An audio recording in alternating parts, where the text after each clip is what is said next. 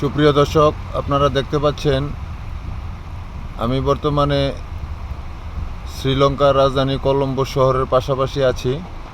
এখানে বিগত 5 দিনের বৃষ্টিতে অতি ভারী বর্ষণের ফলে বন্যায় প্লাবিত পুরো শ্রীলঙ্কা।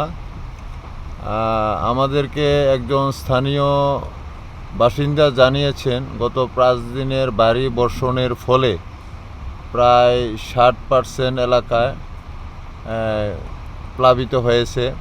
এখন পর্যন্ত সরকারি হিসেবে 100 জনেরও অধিক মানুষ নিহত হয়েছেন বলে আমাদেরকে জানিয়েছেন। আপনাদেরকে যদি একটু দেখাই, আর হয়তোবা একদিন যদি বৃষ্টি হয় তাহলে হয়তো রাস্তাঘাটও অনেকাংশে তলিয়ে যাবে।